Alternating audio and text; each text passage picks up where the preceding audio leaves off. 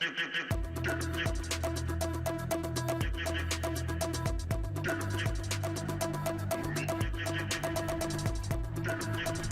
afternoon, everyone. Welcome to Parx. I'm Jessica Paquette, the track announcer here in Bensalem, and we are so thrilled to have you join us for Smarty Jones Day. I am joined by the PTHA's Chris Griffin and Dick Girardi, and we have so much in store for you as we celebrate a true hero of Pennsylvania racing, Smarty Jones. Now, Dick, tell us about the racing we have in store today. The 4 stakes races coming up, Jess. 86 combined wins among all the horses that you'll see here over the next couple of hours. Almost $5 million in earnings, and of course culminates with the Smarty Jones Stakes. And Chris, what fun things can the fans expect out today at the races? Well, the first thing for sure is gorgeous weather. It's 84 degrees outside, as you see up on the screen, and it's just a fantastic day overall to enjoy. 4 stakes races during our program here on NBC Sports Philadelphia. Some great racing action, great giveaways, cooler bags, jerseys, we got it all.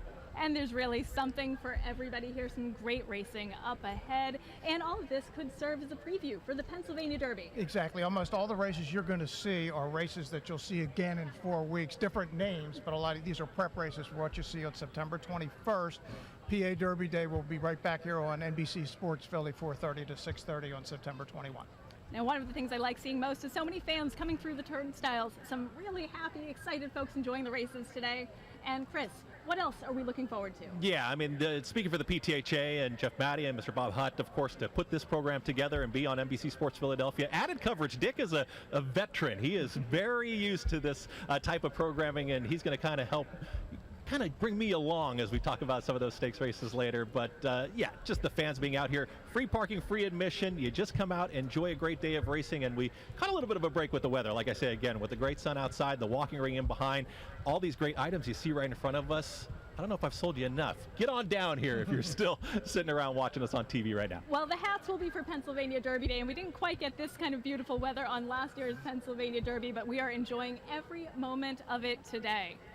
Yeah, the feet pin and now we do some still trying to get warm from last year's PA Derby Day, Jeff. It's a nice change for me. I used to be down in the paddock analyzing the races. Now I'm up in the booth where it's perfectly air conditioned or warm if I need it. There you go.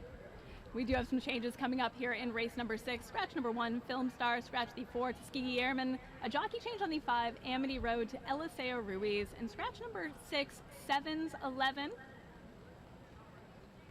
Up into race number 7, a jockey change on the 1, Golden Candy to Fernando Jara. Scratch the 3, Twisted Ride.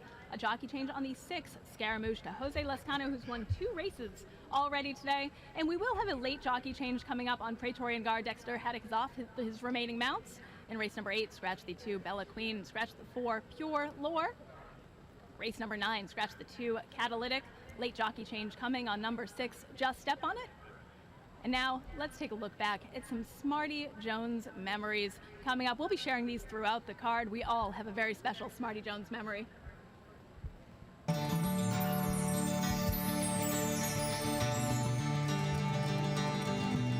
He wins the Derby. We're all excited, so now it's time to go to the Preakness. And sure enough, Preakness is close to Bensalem, so a bunch of trainers ended up going to the Preakness. We all got there. He wins the race. We're so excited. He has his own fan club. I had this silly little Instamatic Kodak camera that we all had back then, and I couldn't get close enough. So Homeland Security guy was really cool. He took my camera, got me a little closer. Next thing I know, he puts me on the podium right next to Governor Rendell. So I stayed there through the whole ceremony, just enjoying everything and taking everything in.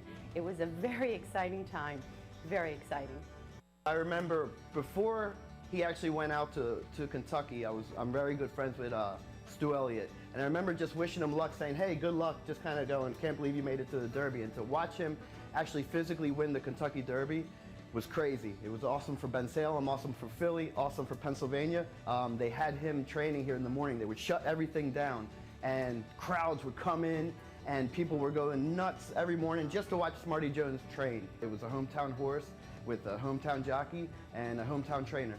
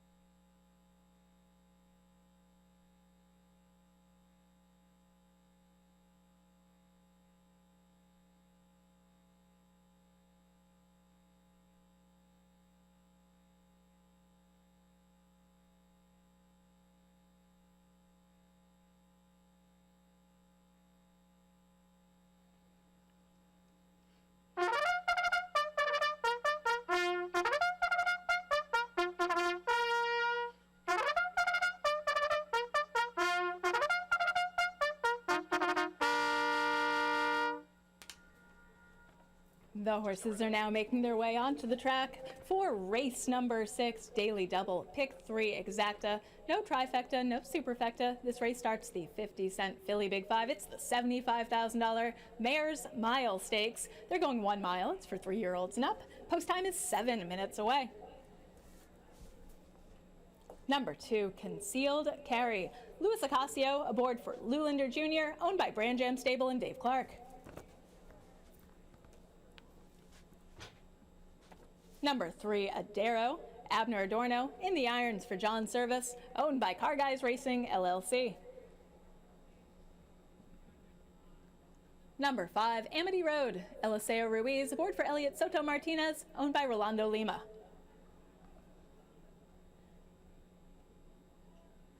And number 7, Thistle. Wilfred Vasquez aboard for James Nicholson Jr., owned by VQ Racing Stable, LLC. And my top selection here is number 3. That is Adero for John Service. It's Smarty Jones Day. John Service, of course, campaigns the great Smarty Jones, but Smarty Jones, not the only really nice horse to come out of his barn.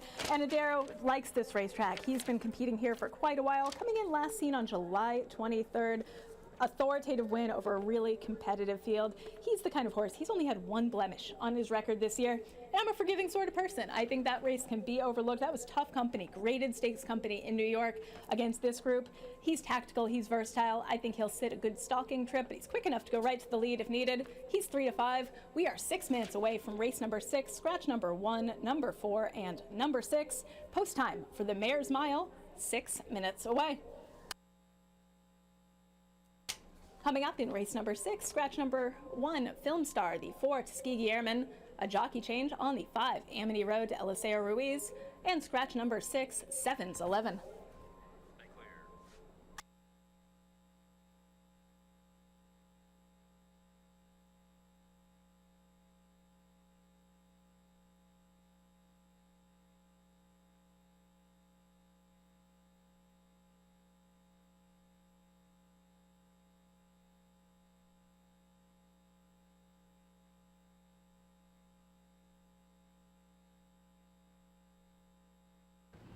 And getting set for the Mayor's Mile, of course, and right here by the walking ring in beautiful Bensalem, Pennsylvania here at Parx Racing. We've got some great racing action coming up. Field of 4 in this spot, but myself, Chris Griffin, Dick Girardi, the Hall of Famer, of course, joining me on the desk, and a man that needs no introduction. At what point in your career do you reach the point where you just don't need an introduction? But the Mayor's Mile, PTHA, Parx Racing, we got to have the mayor of Bensalem here.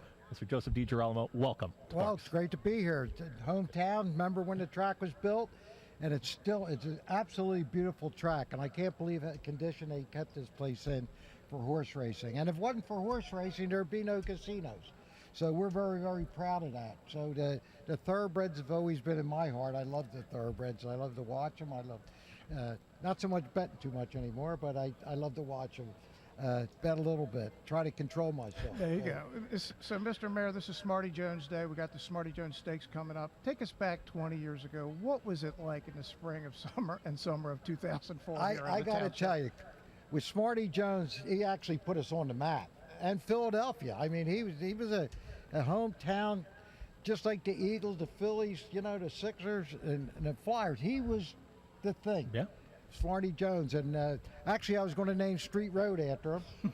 If you, unfortunately, we didn't get the Triple Crown, but certainly he came in second. We're not supposed to say he ever lost that race. He came in second, and a close second. And I was here with Bob Green watching the cotillion room, watching that race, and certainly we're so lucky 20 years later. And Smarty's back in Pennsylvania. He's up at Harrisburg now, near Harrisburg.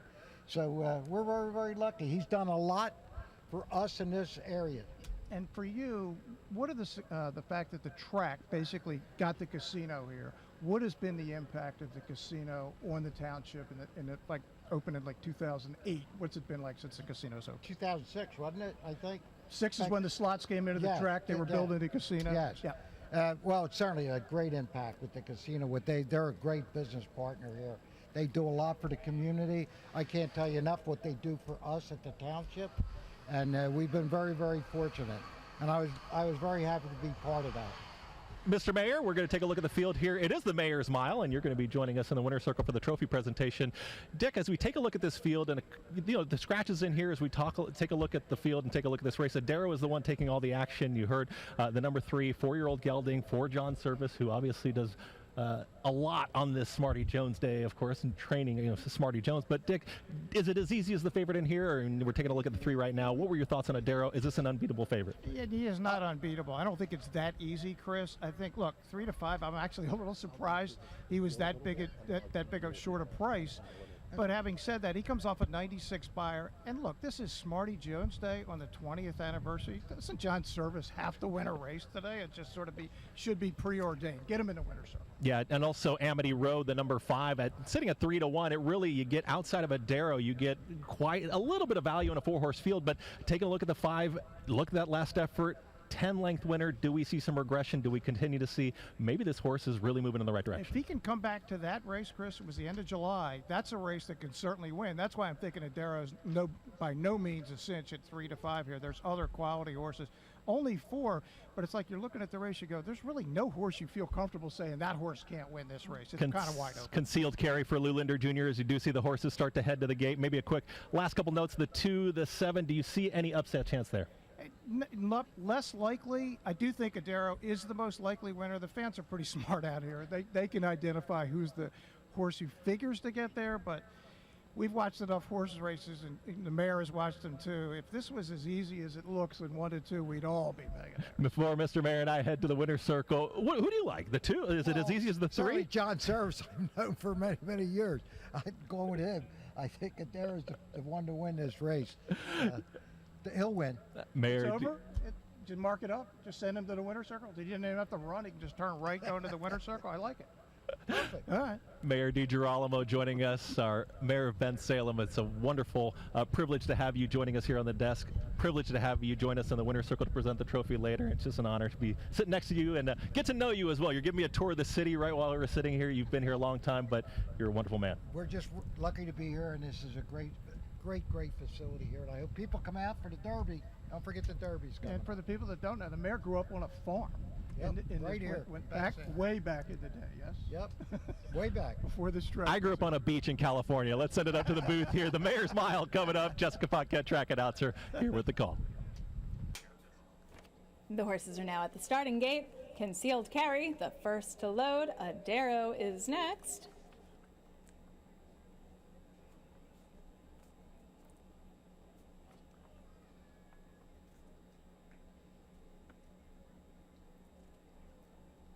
Amity Road, a bit reluctant behind the starting gate.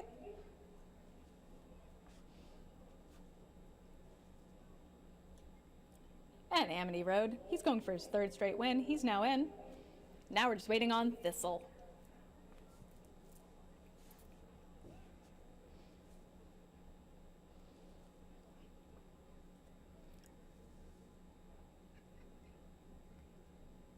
And now they're all in.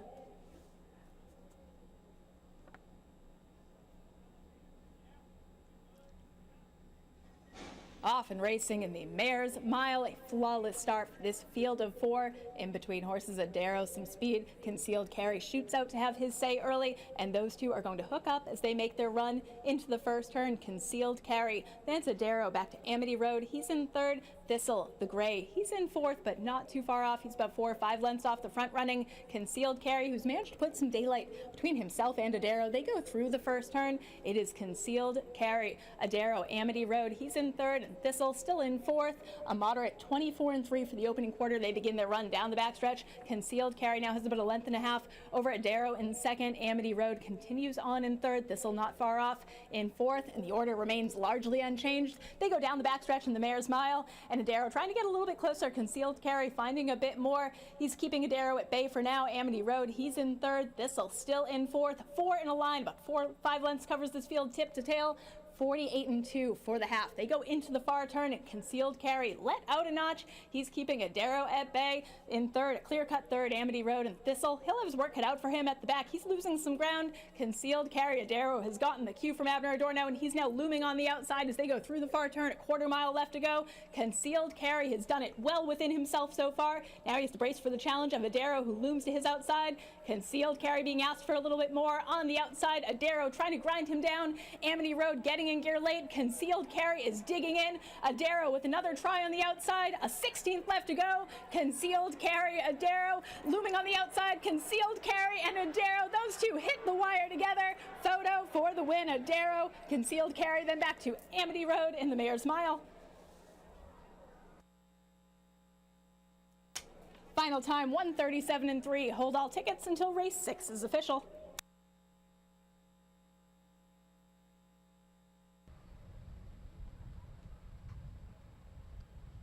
Not easy at all. As you can see, Concealed Carry, the 2, has been in front the whole way. The 1-5 favorite in the red silks, that's Adaro. The mare guaranteed that Adaro is going to win. Does it look like he's going to win here? It's getting a little scary, but little by little, he's getting closer and closer. He's going to get up in the last couple of jumps, and as we said, we have to get John Service in the winner's circle on Smarty Joe's Day, and he is heading that way as we speak.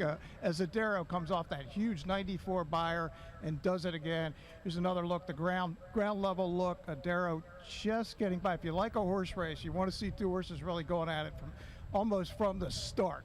This was big time. It was essentially a match race, and the 1-5 shot ends up passing the 11-1. Very, very late in the stretch.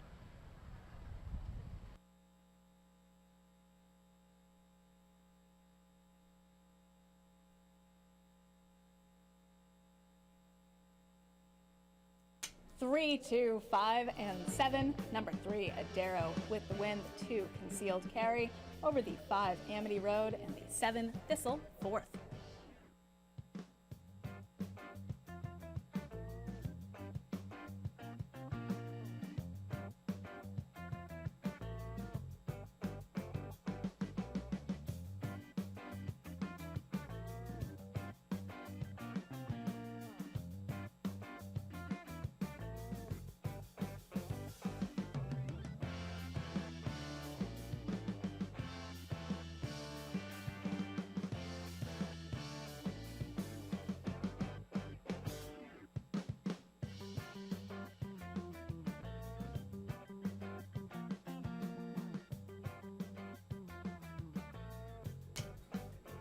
And your winner of the Mayor's Mile, number 3, Adaro, 4-year-old son of American Freedom out of the Istan Mare, and You Can, trained by John Service, owned by Car Guys Racing LLC, and ridden to victory by Abner Adorno.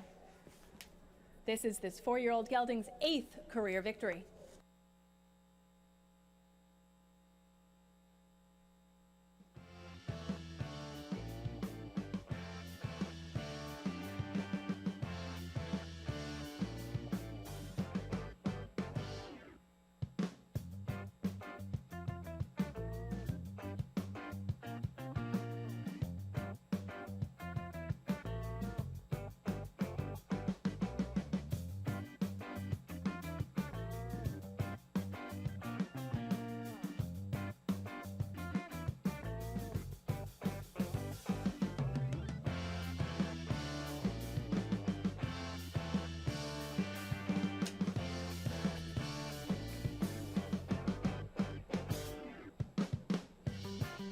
And now to direct your attention to the winner's circle for a presentation to the winning connection of the Mayor's Mile. It's Mayor DiGirolamo with the presentation. Congratulations to the winning connections.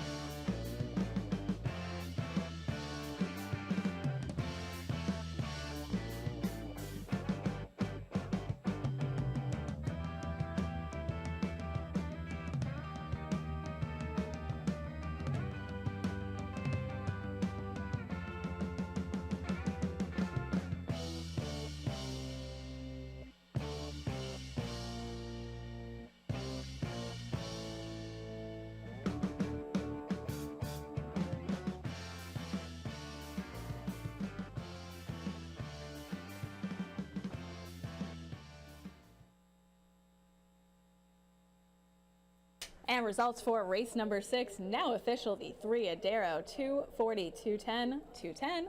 The 2 Concealed Carry, 540, 280. And the 5 Amity Road, 210 to show.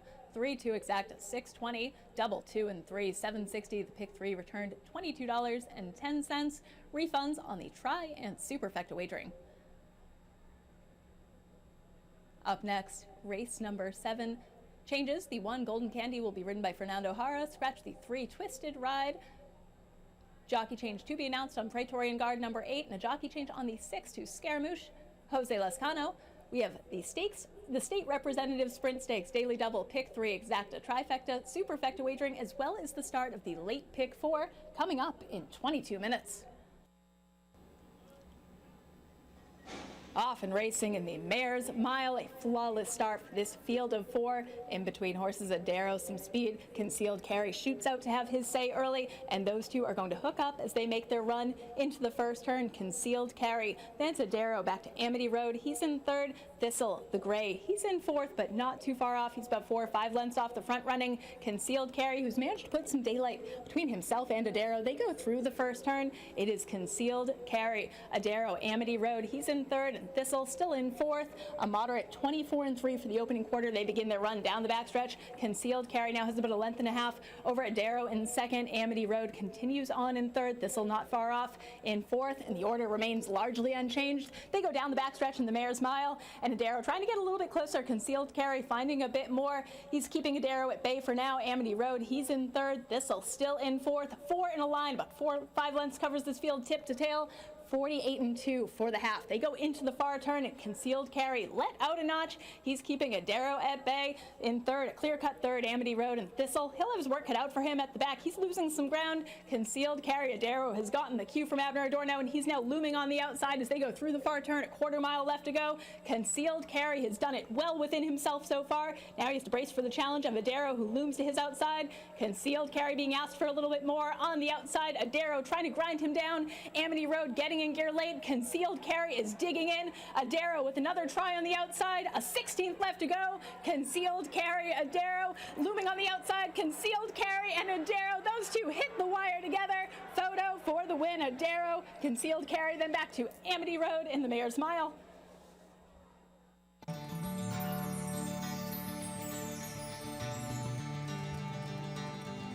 June 3rd, my wife was due with my son Richie. We were in the hospital until June 6th. So we saw at the Belmont Park on June 5th in the hospital. Oh my God, what a heartbreaking Smarty John lost. Everybody, the nurses, the doctors, they brought a bigger TV because we told them that that was an important race. Everybody watched and everybody was rooting for Smarty John. And it was a heartbreaking whenever he lost. It was just super, super great and a super right for everybody in Pennsylvania, actually, Philadelphia, because everybody was rooting for him to win the Belmont, to win the Triple Crown that hasn't been won in so many years.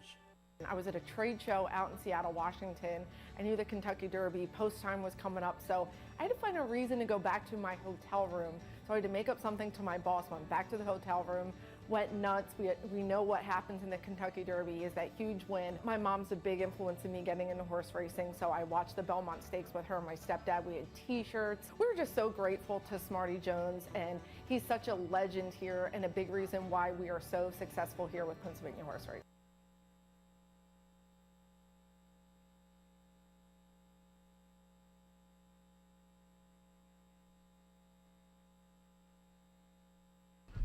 And welcome back here on this wonderful Smarty Jones Day as we celebrate 20 years. Chris Triffin joined at the desk by the Hall of Famer, of course, Dick Girardi, and we just saw an exciting Mayor's Mile. And right after the Mayor's Mile, of course, you got the state representative sprint. We had Mayor Joseph DiGirolamo, and you picked the right shirt to wear today. Casey Tomlinson, our state representative, joining us here on set.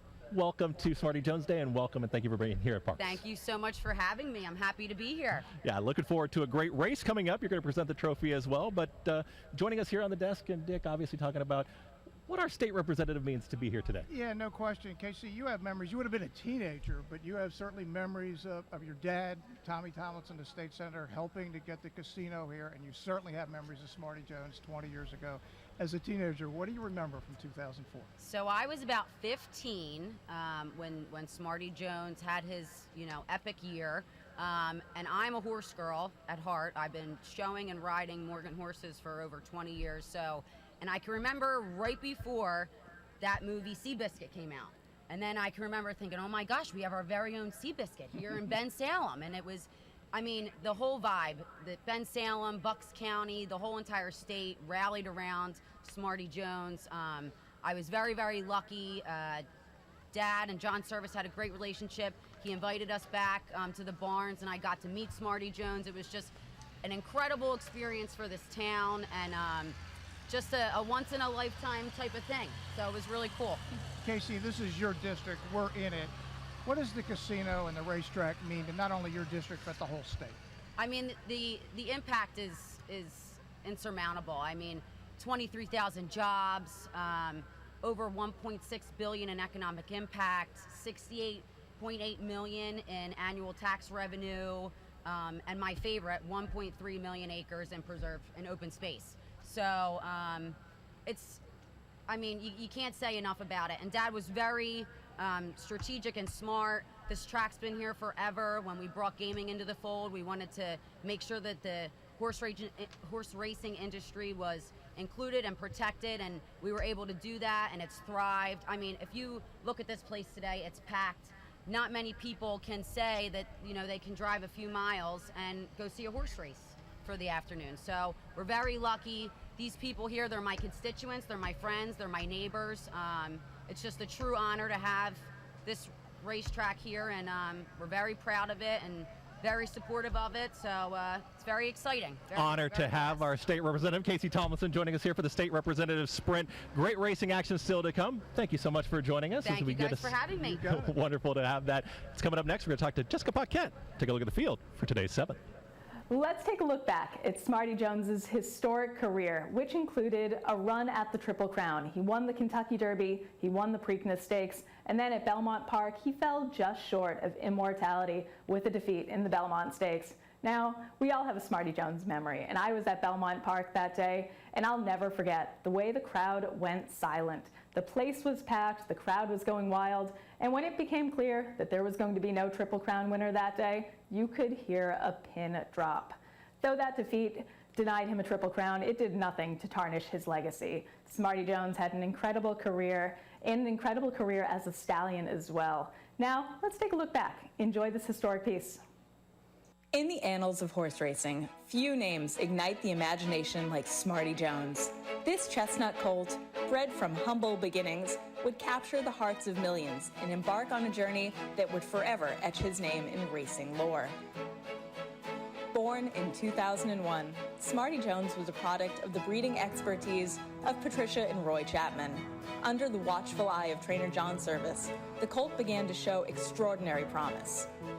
When they sent the horse to me, he came from the farm in Florida, but the fact that he was a Pennsylvania bred, the Chapmans wanted to send him here and elected to send him to me. But disaster would strike.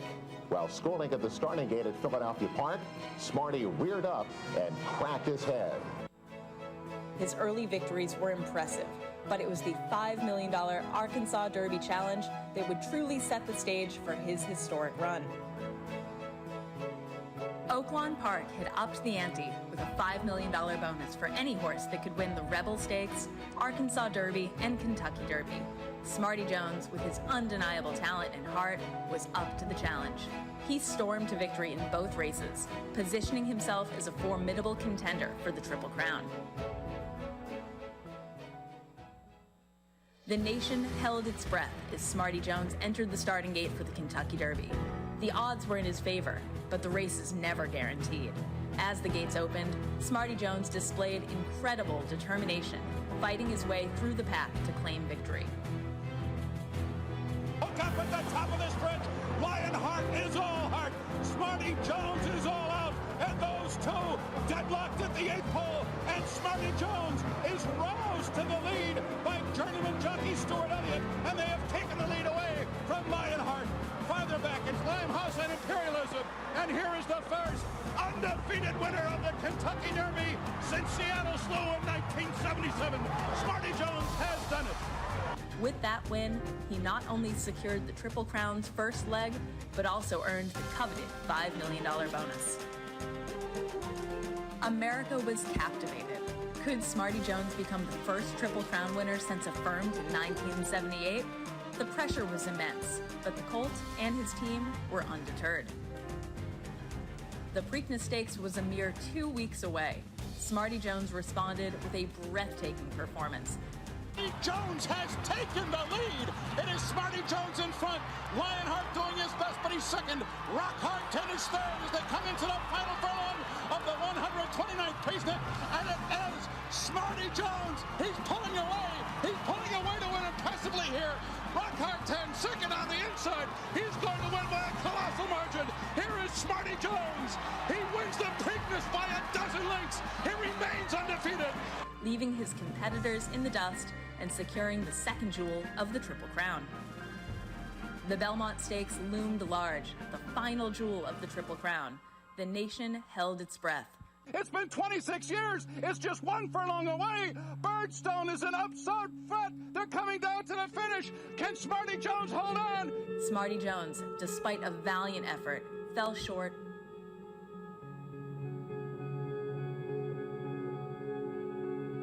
While the Triple Crown dream had slipped away, Smarty Jones' legacy was secure. He had captured the hearts of millions, redefined the possibilities of horse racing, and become a symbol of courage and determination.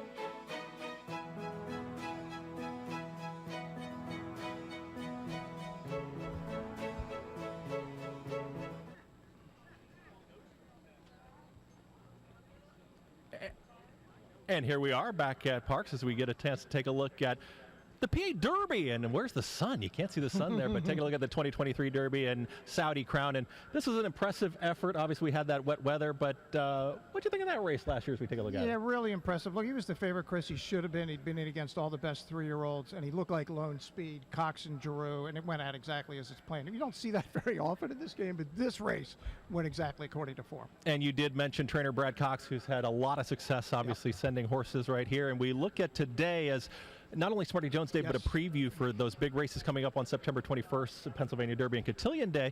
And looking at Saudi Crown, let's start with Brad Cox. I mean, taking a look at some of his contenders and some of the horses he could possibly have.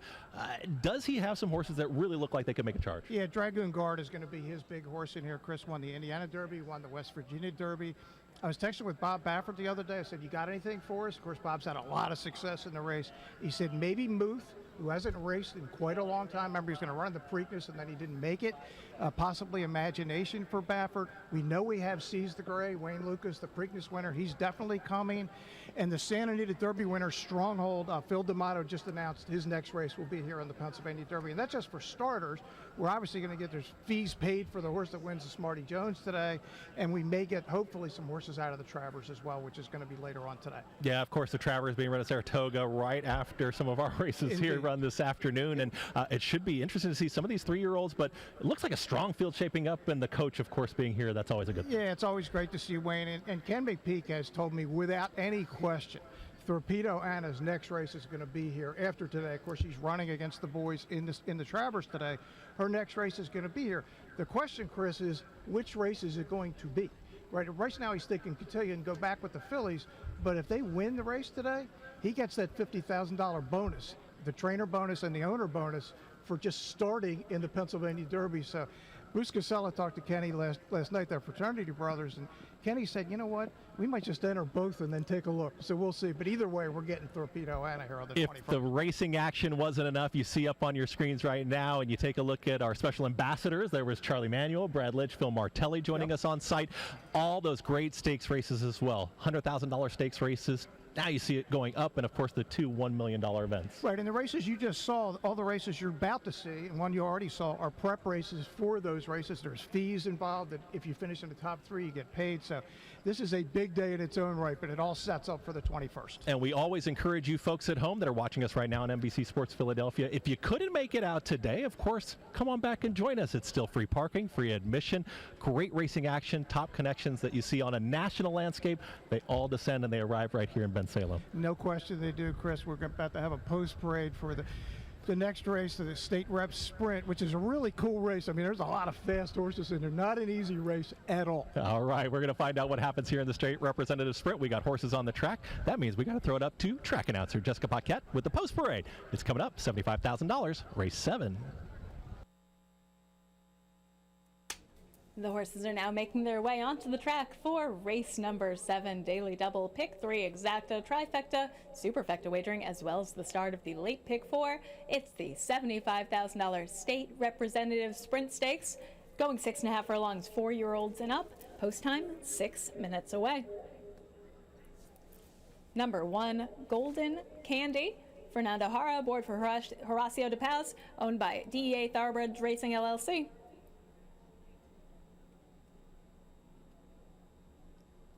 Number 2, My Buddy B. Jan Avilas aboard for Kristen Nicole Hetrick, owner and trainer.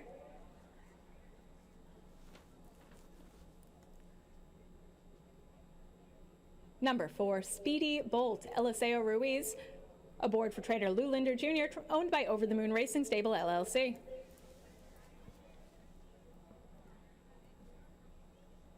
Number 5, Recruiter. Paco Lopez aboard for Cal Lynch, owned by Nick Santa Stables LLC and Lynch Racing LLC.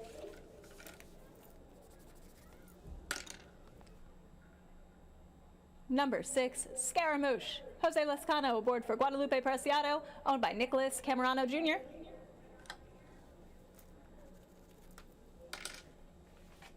Number 7, Alpine Thunder. Abner Adorno aboard for Ernesto Padilla Preciado, owned by Linda George. And number 8, Praetorian Guard. Frankie Pennington aboard for Lou Linder Jr., owned by Conway Racing LLC, Over the Moon Racing Stable LLC, and Anthony Marco.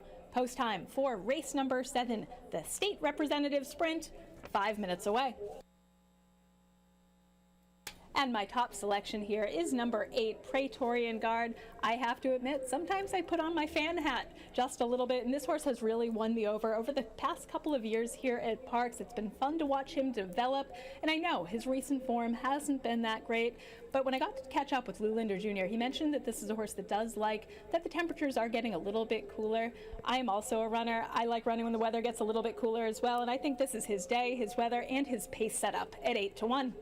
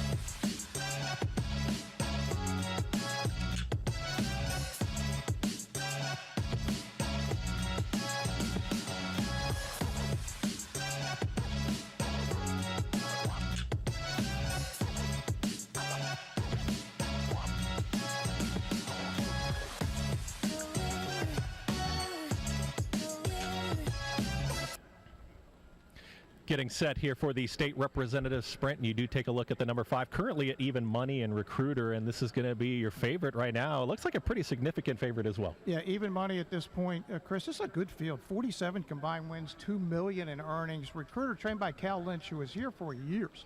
His kids actually were raised right here in Bucks County. He now trains at Fair Hill. And Paco Lopez, who's closing on 4,000 wins. And Chris, how about this year? Paco with 210 wins. He's second in the country, 5 behind Irad Ortiz. And when he comes to Parx, he doesn't miss much. Paco Lopez aboard, Recruiter. 4 starts back. Looks like the Jersey Shore there off of a 3rd place finish behind Super Chow. Pretty good horse there, and Swervin as well. So has faced some good horses. Scaramouche, interesting one at 5-1 currently in the 6th. And this is, of course, our 2022 Gallant Bob winner. So trying to find some of that prior form, and gets Jose Lescano up for the mount today. Yeah, it's interesting. Lupe Preciado, the Hall of Famer, waited and waited and waited to name a jockey. He was making sure Lescano was going to be here. Once he knew he was going to be here, he got him, and obviously he's already off to having a good run here today. 2022, as Chris said, won the Gallant Bob, then had a 14-race losing streak. Most recently won at Delaware Park in an optional claimer. His best races are more than good enough. The question is, Chris, where is he in his form cycle? Can he come back to that best form he showed as a 3-year-old? Another horse taking some respect on the board at 7-2 is My Buddy B, and you see this horse coming off of the Saratoga Tribe, but you see that grade 1. When you see that grade 1 right there, obviously going to attract some attention. 7-2 off of a 5th place finish. What did you think of the Vanderbilt, and what do you think the odds here? I thought he was really impressive in the race, Chris. He's 5th in the Vanderbilt behind Nakatomi, Skelly, and local hero Twisted Ride, who will go later today in the 4-go for Michael Moore.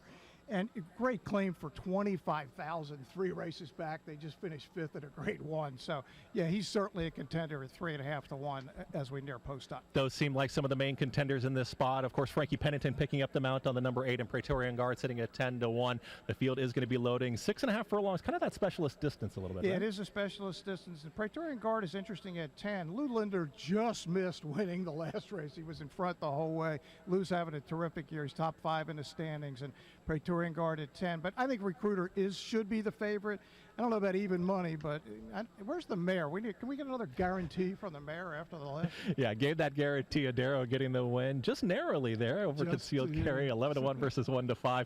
Looks like horses are starting to load into the gate, so it's time to send it up to track announcer Jessica Paquette with the call. It's the state representative sprint. We want to thank State Representative Casey Tomlinson as well for joining us this afternoon on this Smarty Jones Day. Let's go up to the booth for race 7. Thanks, Chris. Thanks, Dick. Now the horses are getting to the starting gate for race number 7. Speedy Bolt, My Buddy B, and Golden Candy. Those 3 are all in. Also up is Recruiter. Scaramouche, next one. Now we're just waiting on Alpine Thunder and Praetorian Guard.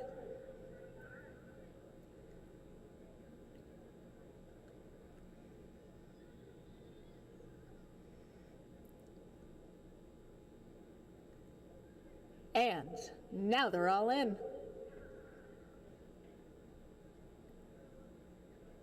Off and racing in the state representative sprint. It was a perfect start for this field of 7 in-between horses. Recruiter up to take the lead. My Buddy B, the gray, up to put some pressure on him. Scaramouche going to be forwardly placed to the outside. In on the rail, Golden Candy. Then it's Alpine Thunder. He's settling in 5th. Praetorian Guard's closer. He's heading towards the back. And his stablemate, Speedy Bolt, he's now up to 6th. And on the front end, My Buddy B sticks his neck in front. Recruiter trying to counter. He's in 2nd. Then in on the rail, Golden Candy on the outside. Scaramouche right in between Alpine Thunder and the white blinkers. He's not far off. Speedy Bolt and Praetorian Guard coasting along at the back. 22-1, a snappy opening quarter. They make their way into the far turn, and the gray, My Buddy B, has the lead, but Recruiter not giving up. He's just a neck behind. In 3rd, Golden Candy. Scaramouche under a drive along with Alpine Thunder. Praetorian Guard, he's been uncorked from the back. He's making up some ground. Speedy Bolt now 7th and last, 45-1 for the half. They go around the far turn. The battle rages on the front end. On the inside, the gray, My Buddy B, all out on the outside. Recruiter making up a little bit of ground. Golden Candy trying to get in gear. Praetorian Guard, but My Buddy B, it's shaking them off. Recruiter takes another swing at him, but My Buddy B all out on the lead. A 16th left to go. My Buddy B and Jan Avalis, they are keeping Recruiter at bay, and My Buddy B takes the state representative sprint. 2nd, Recruiter, then it's Speedy Bolt, and a photo for 4th.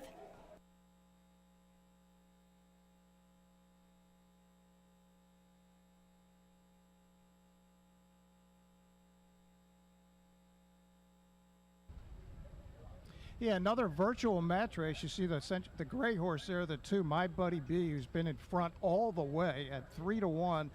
But the rider we've never seen around here, Yana Billies, who rides at Thistledown in Ohio and Mountaineer in West Virginia, and he just keeps riding right to the finish, and this horse will not let the favorite, the 4-5 favorite Recruiter, go by. You see a good maybe a length and change here at the wire. And again, he came out of a grade 1. Obviously, this was a significant drop in class, and you put a horse like this on the lead, and what a great claim for $25,000 by Krista Hendrick a couple of races ago. And now the horse gets home here in the state representative sprint, 116.34. You see the time going 6.5 furlongs. Love those gray white horses loose on the lead like that.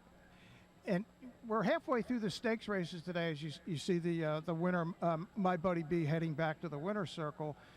It's a $75,000 race. I'm sure they're happy that they came in from the Midwest. First, it was fascinating. First, you claim a horse for 25 at Turfway Park, and then 3 races later, you go into a grade 1 at 31-1. Like, what are they thinking? Obviously, they knew what they had, and they came right here, found the perfect spot for 75, where they were 3-1, and they got it done. And here he is in the winner's circle.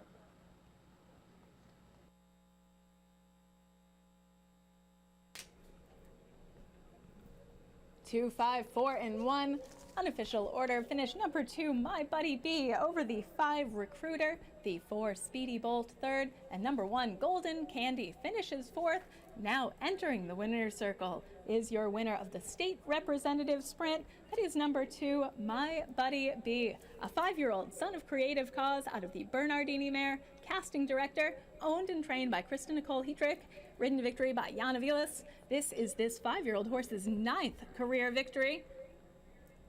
He was last seen finishing 5th in the grade 1 Alfred Vanderbilt grade 1 at Saratoga, and this is a horse who's done a little bit of everything. He's the kind of horse that's gone on turf, gone on synthetic, and certainly likes the dirt. Here at Parx, My Buddy B with a terrific game front-running effort.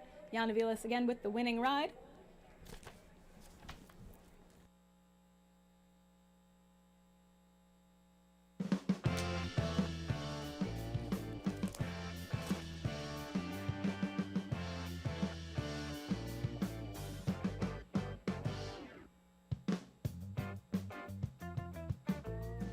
Two, 5, 4, and 1, now official. The 2, My Buddy B, your winner. Number 5, Recruiter, finishes 2nd. The 4, Long Shot, Speedy Bolt at 35-1, he finishes 3rd. And at 10-1, Golden Candy, 4th.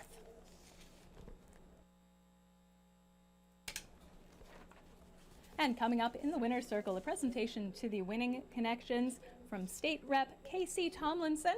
Please direct your attention to the winner's circle with the winning connections. Congratulations to all involved with My Buddy B, your winner of the state representative sprint.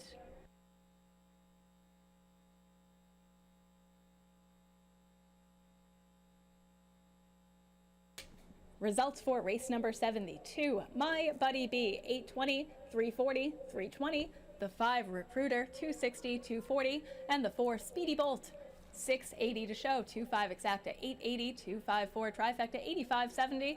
The double 3 and 2, $13. The pick 3, $17.30. The pick 4, $46.70. And the dime super 2, 5, 4, and 1, $27.08. Coming up next in race number 8, scratch the 2, Bella Queen, the 4, Pure Lore. It's the Catherine Sophia Stakes. And coming up next, we're going to take a look back at a Smarty Jones memory. Also, some changes in race number 9. Down to Chris in the winner's circle with an interview of from the winning connections. Chris Griffin down here in the winner's circle. Yana Vilas, the winning jockey. You got a chance to know My Buddy B last time at Saratoga, coming off of that try in a grade 1, really came back and held off the favorite chasing you down the lane. I think the horse gave me everything he have. The last time he tried so hard, go with many nice horses. And I think it's easy today for him, so. It's been a good trip to Pennsylvania and back here, right here at Parx so far, and it's always nice to get a win on a big day like this. Yeah, it feels good. I'm driving 6 hours, so I feel I come back happy, so that's everything. rides the race, does it in what was the final time? We'll get that final time, but drove 6 hours to get here today. It's a pleasure to have you and always good to win. Yana Vilas gets the victory here on My Buddy B, getting the winner's circle, and of course the trainer, she's also the groom. She takes care of the horse, so she couldn't be in the winner's circle. She had to take the horse right back to the barn area. So congratulations on the big win, and we'll see if they're going to come back for the more stakes racing action September 21st during Pennsylvania Derby and Cotillion. Thanks.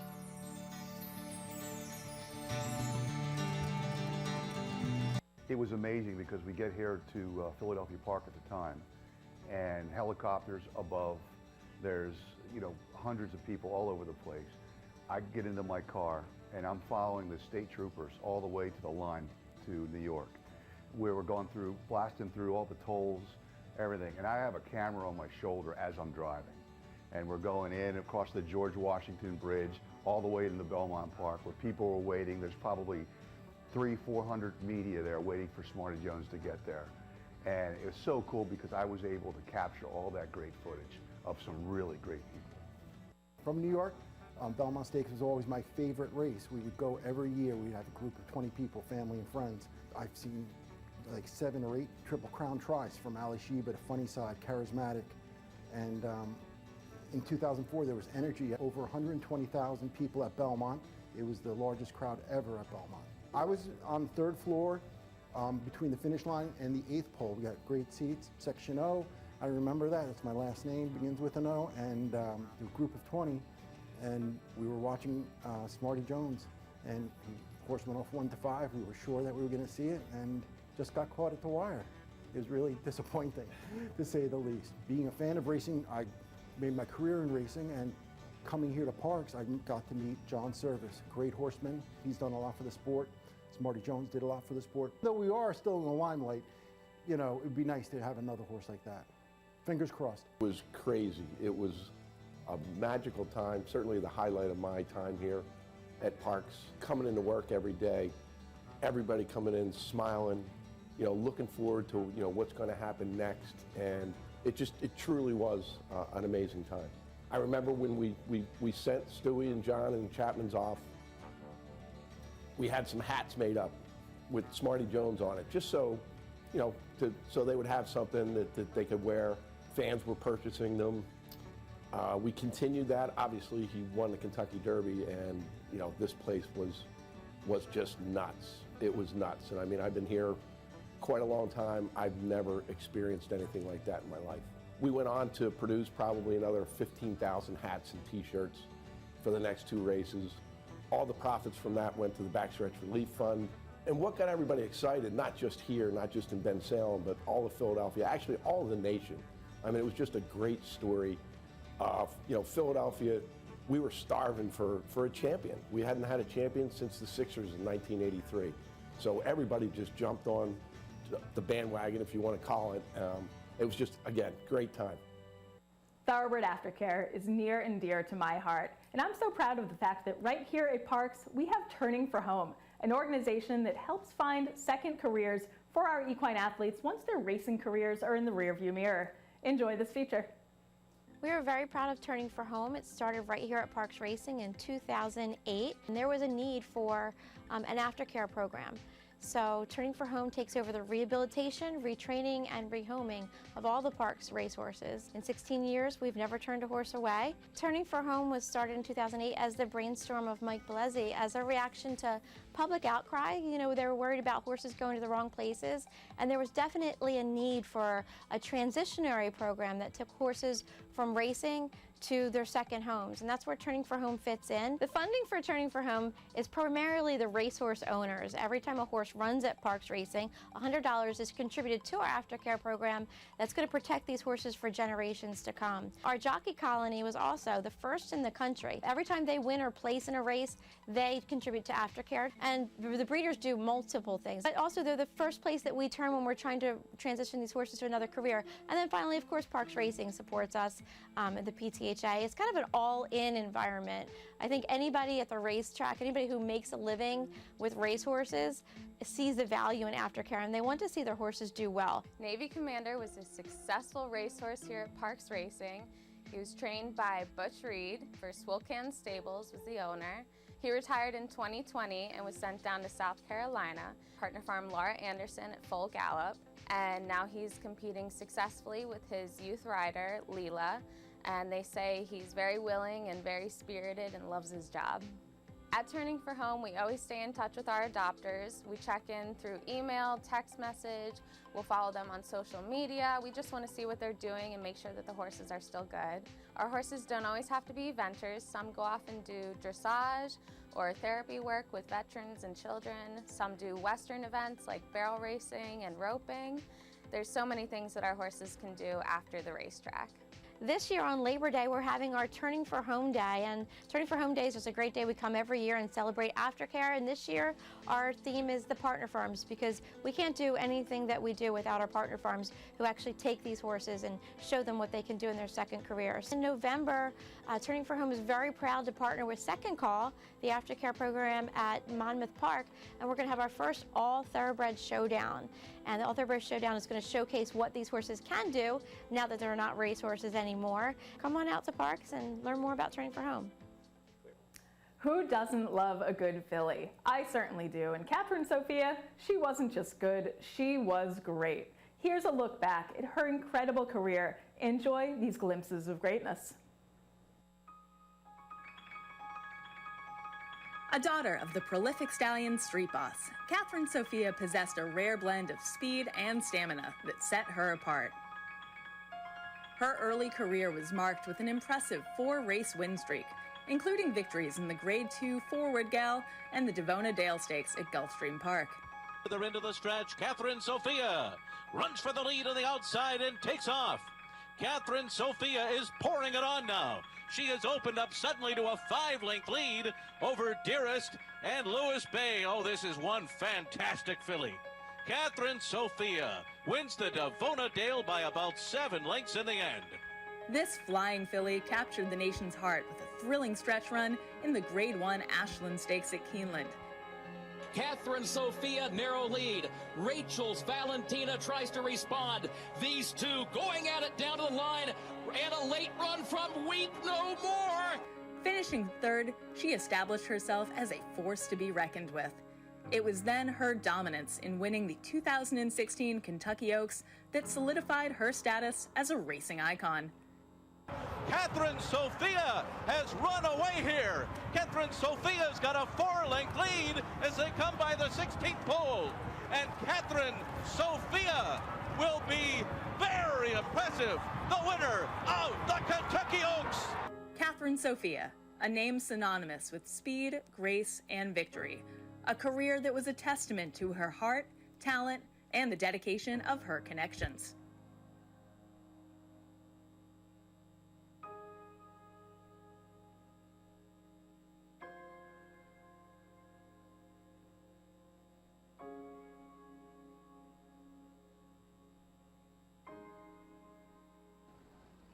And you see that feature there with Catherine Sophia, of course, the stakes race name for Catherine Sophia coming up right here at Parx. But a lot of people work with these horses every single day, and they work on the backstretch and travel with them many times to different locations, especially a great horse like that in Catherine Sophia. And one that we're going to talk about especially here is Mr. Harry Mayers. Yeah, and nobody more important than a horse's groom, Chris, because they're the ones basically that live with these horses 24/7. And if you don't have a good groom, you don't end up having a good horse. And John Service employed some of the best, and Harry was definitely one of them. Let's learn more about Harry Mayers and see this tribute here done by Parx Racing. Jessica Paquette, joined here with trainer John Service and trainer Tyler Service, and we're looking back at Harry Mayers, who was an integral part of the success of Catherine Sophia. We're celebrating Catherine Sophia and Smarty Jones this weekend, and recently Harry Mayers passed away. Tell me about your relationship with Harry and what his role was in the barn. Well, Tyler brought him on early on as a groom for me. Catherine Sophia had 2 different grooms prior to that refused to rub her because she was extremely tough, little on the nasty side. So I gave her to Harry, and Harry, being the great horseman that he was great with her. I mean, he would put up with a lot from her.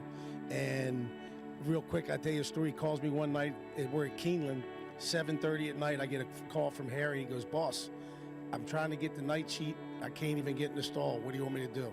And I said, "Shut the bottom door and we'll leave it off tonight." But I mean, that's the way she was. And he let her do her thing. He got along with her great. So Tyler, tell me what made you want to bring him onto the barn? I mean, like my dad said, he touches the best. I mean, just a great horseman.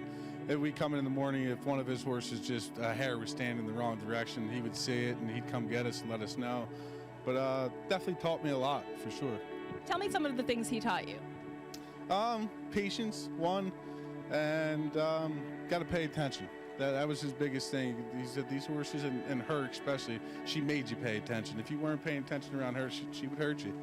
Now, very often the men and women that work as grooms are some of the most underappreciated people on the backside. We see the trainer's name, the jockey's name, the owner's name in the program, but we don't know the people behind the scenes. And what did you learn from Harry? You know, Harry and I got pretty close. He was the kind of guy, he was very laid back, loved to gamble. I think more than anything, I learned that these guys just aren't employees. You know, they're kind of family, especially when they've been with you a long time. And you get kind of close to them, and, you know, sometimes it hurts when they go. Well, may Harry's memory be a blessing.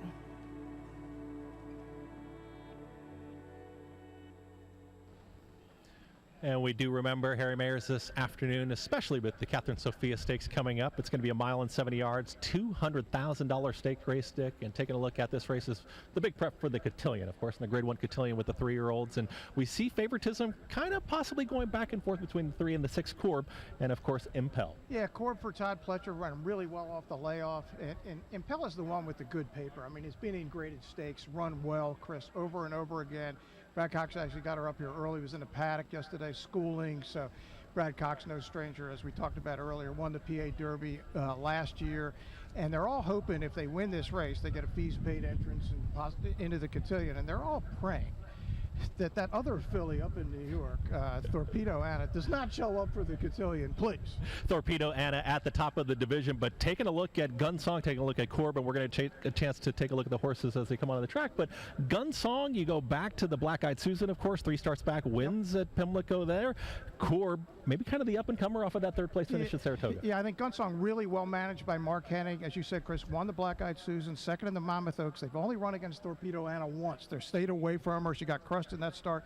How about her dam, Nicole H? She won 8 stakes races and $811,000 for trainer Mike Hushin back in the day. And you also take a look at the 5 and Band of Gold, and maybe trainer Ken McPeak, who we've just been mentioning, maybe he gets an opportunity with the top filly in this division to maybe take a look at some of the other rivals and see where Band of Gold stacks up. Exactly, and Kenny is running horses at 5 tracks around the country today. Right, this weekend, Charlestown. He had last night. Obviously, he's here at Parx. He's out at FanDuel, the old Fairmount Park at East St. Louis. He's got horses at Ellis Park, and yes, he has the great Torpedo Anna. We'll see her a little later on in the Travers Stakes. So yeah, Kenny's all over the place tonight. He's got 2 in here. He's also got 1 to ride. We've got our buglers joining us here in the winner's circle, and they're getting set to bring out the field here for the $200,000 Catherine Sophia Stakes.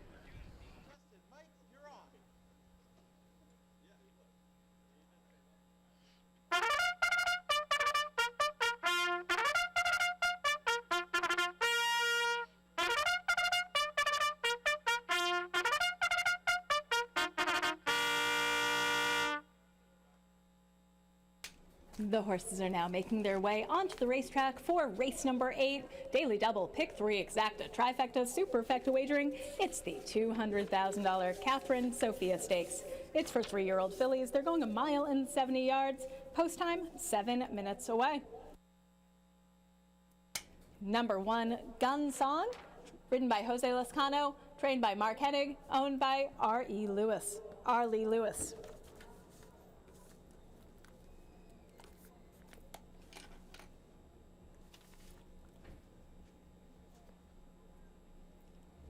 Number 3, Corb, Joe Bravo Jr. aboard for Todd Pletcher, owned by Wertheimer and Frere.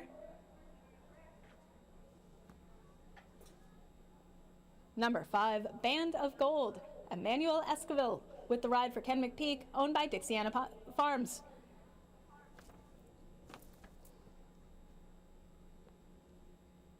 Number 6, Impel, Eric Cancel, aboard for Brad Cox, owned by Judd Mott.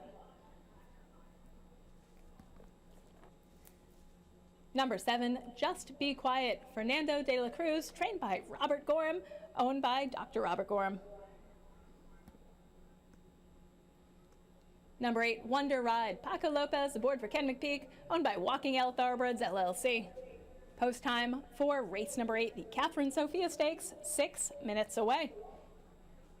And my top selection is number 3, Corb. Second off the layoff for Todd Pletcher. I think this filly will make a big run from off the pace. She ran well in her first start back and can only improve.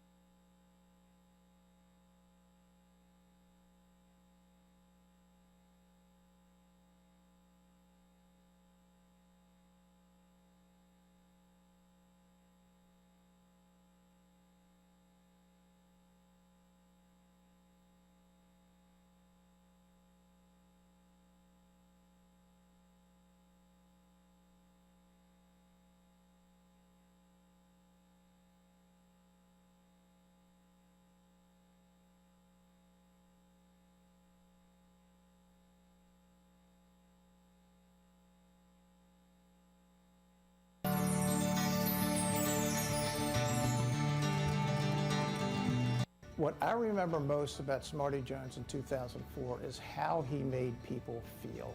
It was an election year, 2 wars going on. People were looking for some joy, and the horse gave it to them. And after the Derby, 2 nights after, back here at Parx, when the horse got back from Churchill Downs, the feeling on the backstretch and all around the racetrack was a pride of that this was our horse. This was a horse from what was then Philadelphia Park, now Parx, winning the biggest race in the country. And it was very much like the hometown hero returning from winning the state championship, and I will never forget that night.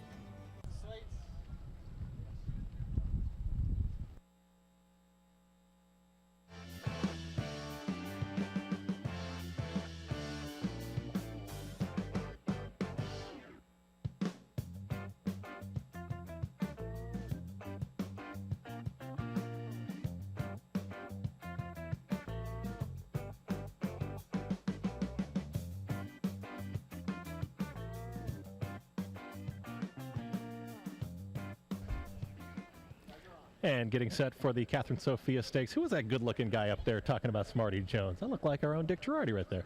Different shirt, different day, but yes, that was me. Taking a look at the field, and Impel, she's taking the action right now, and currently down to 8-5. Eric Kensell with the ride here. Brad Cox, he knows how to win races. Is this the winner right here? Yeah, it makes perfect sense. She's no layover over this field by any means, Chris, with the talent that's in here, and you can see by the way it's being bet. But yeah, she's the logical favorite given who she's been in against and how well she's done. She just hasn't broken through with one of these big graded wins yet. All right, we're going to see how Impel does if she holds that favoritism. Does seem like she will. Gunsong is starting to get some respect right now. Is currently sitting at 2-1. You take a look at Corb, but Gunsong is really taking some action here at 2-1. Yeah, and should. Black-Eyed Susan winner, Monmouth Oak second. Mark Hennig has a really neat filly here, and again, he's managed her season extremely well. Corb does seem like she's taking some action as well. That 7-2. She's got that recent form off of that 3rd place finish. An okay 3rd, very lightly raced, 4 races, 2 wins. And we got him across the river. Jersey Joe Bravo. I remember when Joe got his start here way back in the day, Chris. 5,677 wins. That makes him 26th all time. Who's 25th? None other than Smarty Jones rider himself, Stuart Elliott, with 56.93. We talked a little bit about Band of Gold and talked about trainer Ken McPeak and taking a look at a horse that looks like off the pace might need some heat in front. Yeah, you would think the hotter the pace, the better for that filly, for sure. Also going to take a look at a horse that you were just mentioning to me, and then that's a 7 and Just Be Quiet, and maybe looking at the horse's chances. Longest shot in the field. Right, so Just Be Quiet was second in the Iowa Oaks to Basking. Who's Basking? Basking just ran 3rd by beating a length in the Alabama, the Grade 1 Alabama last Saturday at Saratoga, so she was in a good race in the Iowa Oaks. Does look like she's right in behind the gate, maybe getting acclimated there with the starting gate. Is this group of fillies who would be looking at that Grade 1 again, the Cotillion? Where does this race kind of stack up? Obviously, you're looking at Torpedo Anna, but do you see really the top three, if they get in, that they'll be going. I would think so. I mean, look, it's $1 million. It's a great one, and especially if Torpedo Anna goes for the other race on September 21. Exciting race coming up, $200,000. Let's send it up to the booth one more time. Jessica Paquette with the call. It all sets up for the cotillion. Let's see what happens in the Catherine Sophia. Thank you. The horses are now getting into the starting gate. Gunsong, Corb on the outside. Just Be Quiet has loaded as well. Just waiting now on Impel and Wonder Ride.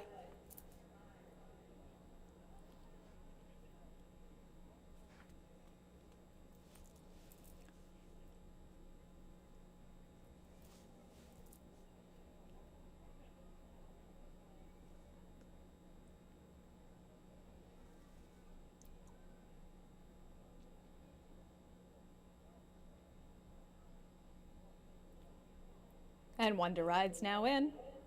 Now they're all in.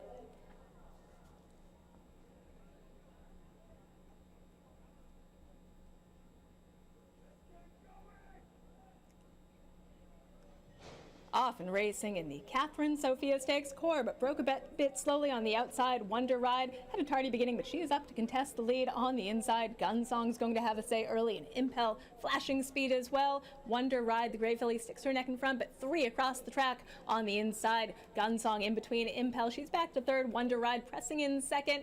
In on the rail, Band of Gold. She's fourth to her outside. Just Be Quiet. Corb is at the back, and Gunsong now has a clear-cut advantage, about 1.5 lengths over Wonder Ride. They go through the first turn, the opening quarter, 22 and 4. They head down the backstretch, and Gunsong is doing it easily, pricking her ears forward and back, comfortable on the front end, tracking in second. Wonder Ride, Band of Gold getting a little bit closer. She's 2 lengths off in third to the outside. Impel, then from the back, Corb and Just Be Quiet, those two moving in tandem with the field close together, just about 4 or 5 lengths covers them, and Gunsong trying to shake them off with a half mile left to go. Gunsong and Jose Lescano now have a clear lead. Wonder Ride to her inside, Band of Gold, her stablemate, those two together. Then it's back to Impel, Just Stay Quiet, and moving from off the pace, Corb is beginning to make up some ground. Gunsong has the lead, 47 flat for the half. They go through the far turn, and Gunsong, Wonder Ride, Impel's gotten the cue. She's beginning to gain all the while. Corb making her move 3 wide as they go around the turn. There's about a 1/4 mile left to go, and Gunsong has some company coming to the outside. Impel takes the first swing, comes up to challenge Gunsong, and we'll see what this filly has left after setting the pace. Gunsong has the lead. Wonder Ride in on the rail. Impel can't quite get by Gunsong just yet. Gunsong is finding a little bit more and digging in. Wonder Ride making her try up the rail. Impel all out trying to reel her in. 16th left to go. Gunsong maintaining that lead. Gunsong is going to give Jose Lescano 3 on the day. She fires big in the Catherine Sophia Stakes. Photo for second between Wonder Ride and Impel. Final time 1:44 and 1. Hold all tickets until race 8. The Catherine Sophia Stakes is official. Gunsong took a lot of action late, went off at 8-5. Here she is in front. The black-eyed Susan winner. Impel, the 3-2 favorite, is making a run at her. Impel with Eric Cancel, Gunsong with Jose Lescano, and on the rail you see the gray filly Wonder Ride with Paco Lopez. I can't call second, but I can easily call the winner here. Gunsong is going to go all the way for Mark Hennig. And we mentioned her dam, Nicole H., was an 8-time stakes winner, won more than 811,000 in her career, trained by Mike Hush, and here she is again.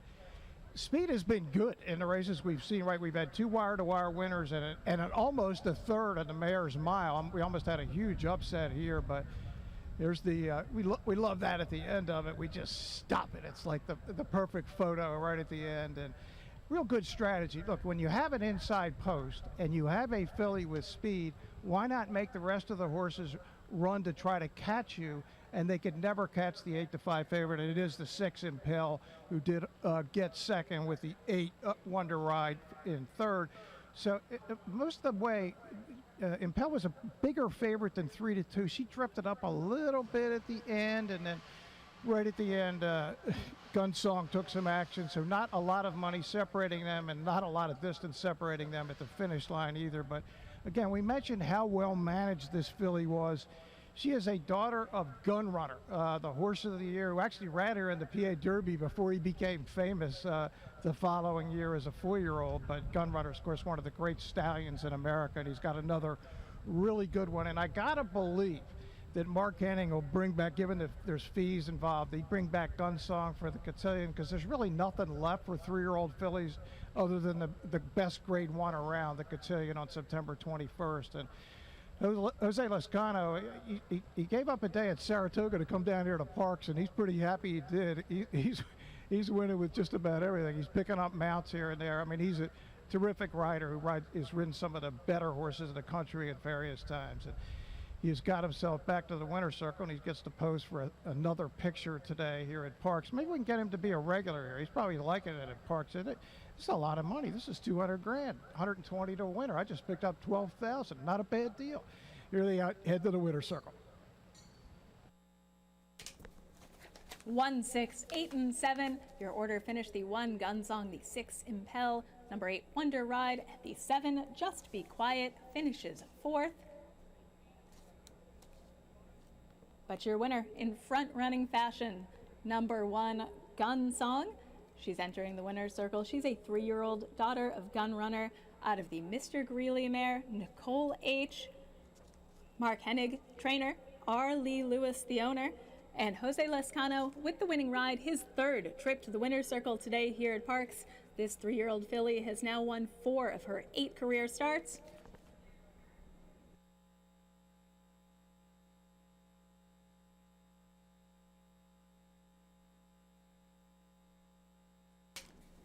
And results for race number 8, now official: the 1, Gun Song, $5.20, $3, $2.40; the 6, Impel, $3, $2.40; and the 8, Wonder Ride, $5.20 to show. 1/6 exacta, $7.20; 1/6/8 trifecta, $36.20; the double 2 and 1, $23.40; pick 3s returned $18.60; and the dime super 1, 6, 8, and 7, $16.07.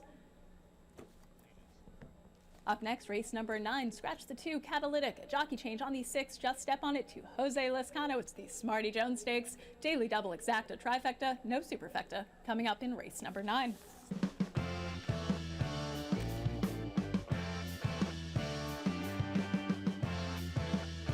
And now, to direct your attention to the winner's circle for a presentation to the winning connections, we have John Service, the trainer of Catherine Sophia, and Bob Hutt, the president of the PTHA. Congratulations to the winning connections.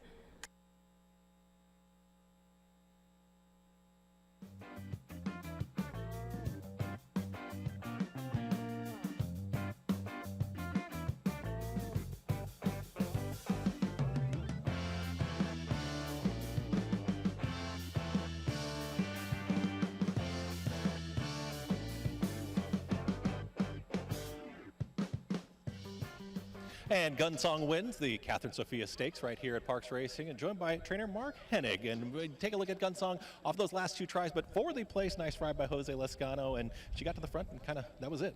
Yeah, well, he had the inside post, and he kind of used her a little bit leaving there. I was a little concerned when I saw the first quarter pop up, but you know, they kind of backed off and let her settle into stride, and she's pretty tough when that happens. Great to have you here, and you saw trainer John Service and train Catherine Sophia. I saw a big bear hug there. Yeah. Do you guys go way back? Yeah, we definitely go back. Take a look at her next start, and obviously she could come to the cotillion at grade 1. Tougher fillies in there, but where do you think she stacks up? And could we see her September 21st right here for Pennsylvania Derby and Cotillion Day? Well, that's why we came here. We wanted to get a race over the track and see how she handled it.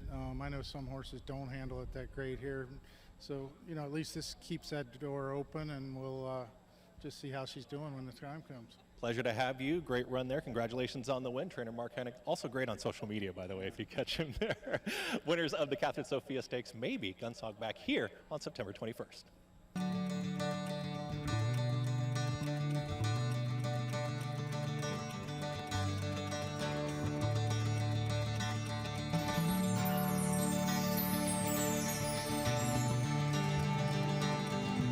Yeah, I mean, it's 20 years is going by really fast. Yeah, it brings back a lot of memories. The winter circle in Kentucky was crazy. I mean, there was probably 30 people maybe in the winter circle. People jumping in front of the Chapmans that we didn't even know. Some people we did know. But it was an exciting time. It was hard. It was a little difficult getting Chappie down there because he was up in the box in the wheelchair. He held the TV production up a little while. I don't think they were real happy about that, but we didn't really care. Tyler was 12. And when Tyler was 12, he was very small. You know, he was probably 65, maybe 70 pounds. And he would hang on Chappie's wheelchair. And in the morning when they would come out to watch the horses train, Chappie would wheel around in the wheelchair, his electric wheelchair, and Tyler would be sitting on the side of it. It was funny to watch him. Oh yeah, it's almost like being on horseback. I used to hop on and he used to yell at me every now and then, "Watch it, you're on my oxygen." So we'd be flying around the backside. Definitely were the first ones up to the rail because we had a little motor behind us, but definitely a great time. Being in the business now, those good horses are hard to come by, so when you do have them, you got to enjoy them and take everything as it comes, every chance it comes in. Just appreciating what you have, I would say. My dad was celebrating, arms up in the air, and I reached over and grabbed him and hugged him and told him I loved him. I got busted in school on that for a long time, be crying on national television.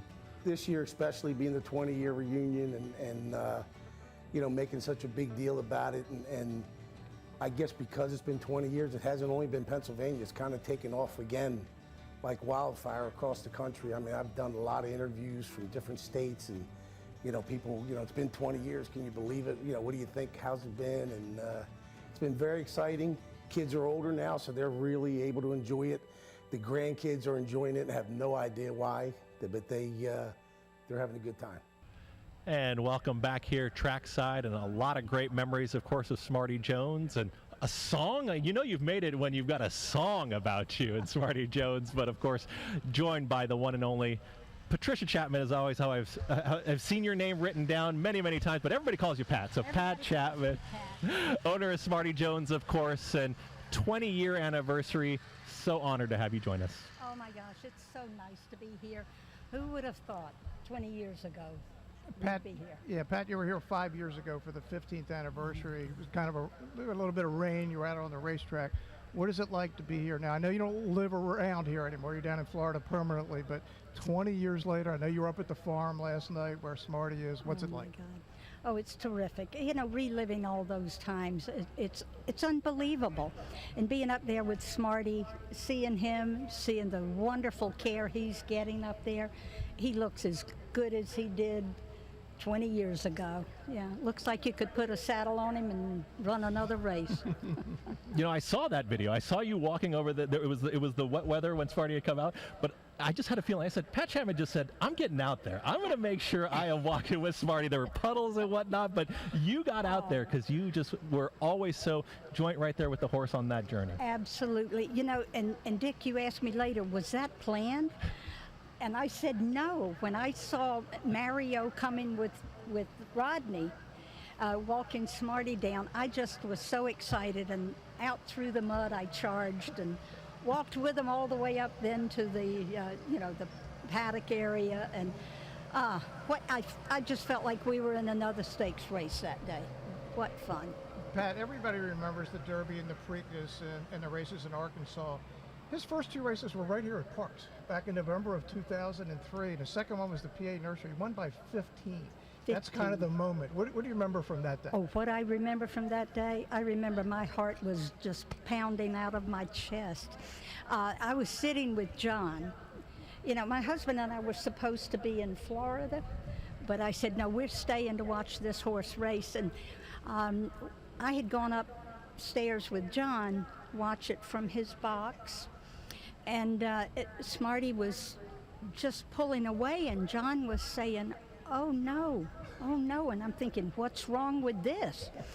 I had no idea, and later John said, I just thought he was gonna hit a wall, you know, wear out. He was just running way too fast, but he kept going. It was terrific.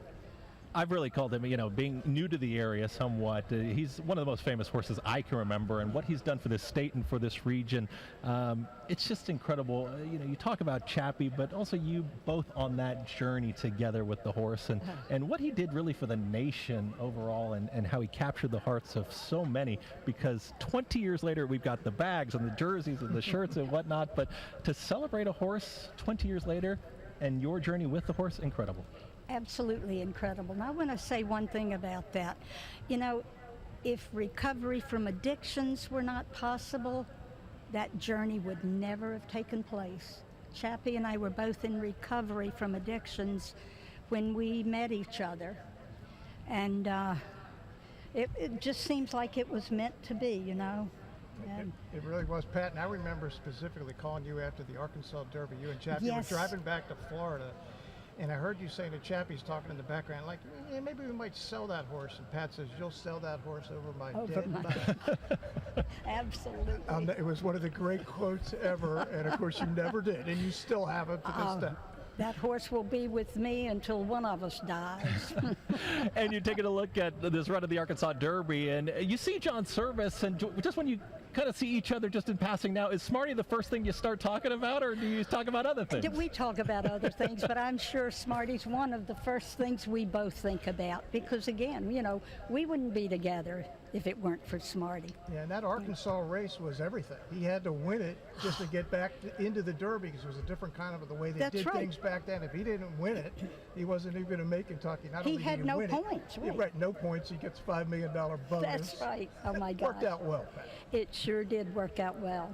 It's been a great opportunity, too, to have this day on a Saturday, to be able to broadcast it on NBC Sports Philadelphia. And you really are royalty. You know that? In the state of Pennsylvania, just in racing in this region. When you arrive, everyone knows you, and they just want to make sure Pat Chapman's taking. Absolutely. Are you kidding me? Well, thank you. Thank you for that. No, but we are honored to have you, and just being able to come. I know you always travel and whatnot, but being back in Philadelphia and being able to be here at Parx, just nice to have you, and is it just as nice for you as well? You know, it means the world to me to be here. I appreciate you guys, and I appreciate being at Parx. And I was just telling somebody earlier today, I used to work about a mile from here at a rehabilitation center, and I would come over after work. I couldn't afford to pay the price to get in the gate, so I would come after work when I could enter free and watch some horse racing. And now they saved a parking place for me out in the just outside the door. I've come an awfully long way. The perks of owning Smarty Jones. Yes. And what people don't know, Pat, is you and Chappie were down to only a couple of horses. You were getting out of the game. We had about 4 horses left. I had 2 homebreds that were at the track, and I held on to those because I wanted, I thought, maybe I'll breed them if they turn out to be anything. And I did breed one of them. Yes, you did. But yeah, we were down to 4. And to this day, we still see the Someday Farm Silks here at Parx. Yeah, absolutely. How about something with Smarty, too? 20 years later, but what is something about Smarty that it's just never changed? He's got some characteristic? Oh, maybe. he has a personality. I don't know. Well, he's always nipping at you. Always nipping at you. Always nipping. He's always trying to take a chunk out of me. But not in a mean way. He's not a malicious horse. He's just a feel-good horse. He's letting you know, I'm here. I'm here. It's wonderful. It's just wonderful to have you here. It's wonderful to have Smarty Jones for the sport and for this region. You can hear the response, and I told you you're royalty because once you started talking, it started getting very crowded right here, right by the set. So get the autographs ready. But we've got the cooler bags, of course, all these great things to honor Smarty Jones. Pat Chapman, you're just wonderful for the sport, and it's been great to follow Smarty Jones and great to celebrate him 20 years later. Well, it's great to be with you, Chris and Dick. Always so good to be with you. It just takes me so far back. Thanks, Pat. Yeah. We're going to send it to a post parade here coming out soon, I believe. The buglers are going off. Wow. I don't know if I see horses yet, but the Smarty Jones Stakes is coming up. They're heading our way, Chris. They're behind. They're heading out to the track right now. So Jessica Paquette's going to have the post parade, and Pat Chapman, your job's not done yet today. You're going to have to do a trophy presentation, and we'll be down in the winner's circle. And also we have the jerseys. I mean, I don't know if you got a chance to catch a jersey, but the Smarty Jones jersey celebrating Kentucky Derby, another great giveaway with the cooler bags. Jeff Maddie with the PTHA. I think he's got a few words, possibly, but if he doesn't, we're going to show the jersey. There we go. Come on, Pat. What did you think of the jersey? It's nice. That's nice. It is nice. Number 15. What a horse and what a human right here. We're getting ready for the Smarty Jones Stakes. Horses are in the walking ring. Looking forward to that. I think we're going to take a look at Jeff Maddie possibly on an interview or talking about what's going on. And I think Jeff Maddie, our executive director of the PTHA, talks more about what this day means and what Smarty Jones means as well. PTHA is beyond excited for 2024 Smarty Jones. They obviously a lot of major preps are here today for the Pennsylvania Derby Day on the 21st of September. We have Mayor DiGirolamo on site, race named after him. We have State Rep Casey Tomlinson on site, race named after KC. Very appreciative of both those legislators from a horseman's perspective. They've always had our back when it comes to Harrisburg. We're going to celebrate Smarty Jones. We're going to celebrate Mrs. Chapman and John Service, who are both on site, obviously culminating in the Smarty Jones Stakes, which is our major local prep for the Pennsylvania Derby. So hopefully we have the winner, maybe the second, third place finishers. They will come back again on the third Saturday in September.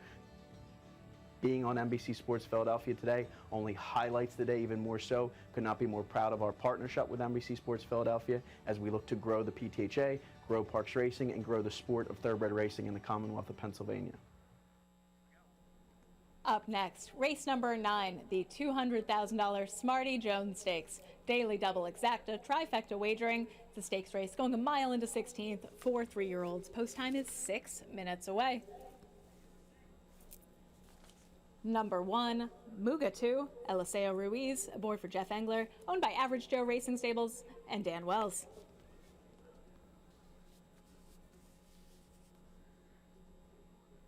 Number 3, Gould's Gold, trained by Ken McPeak, ridden by Emmanuel Esquivel, known by 4G Racing.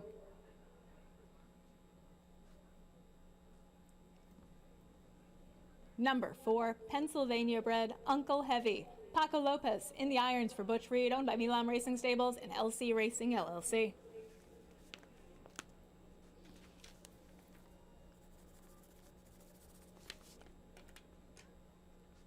Number 5, Atrocious, Frankie Pennington, aboard for Lou Linder Jr., owned by Brand Jam Stable and Dave Clark.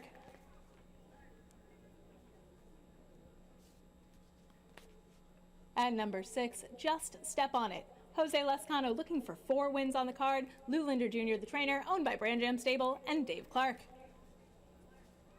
Post time for the Smarty Jones Stakes is 5 minutes away.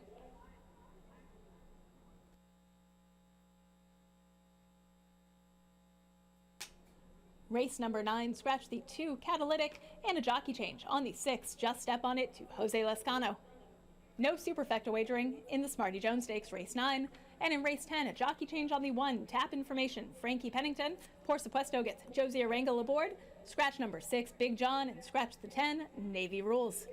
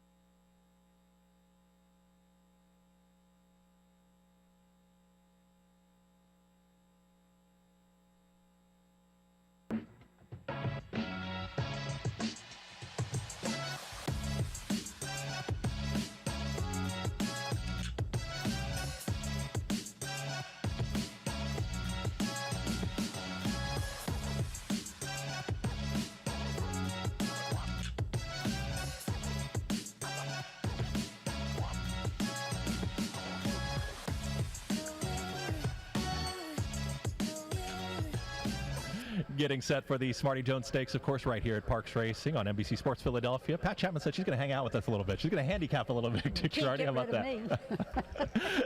And taking a look at a big horse in here, and I do mean big. Uncle Heavy, currently co-favored right now.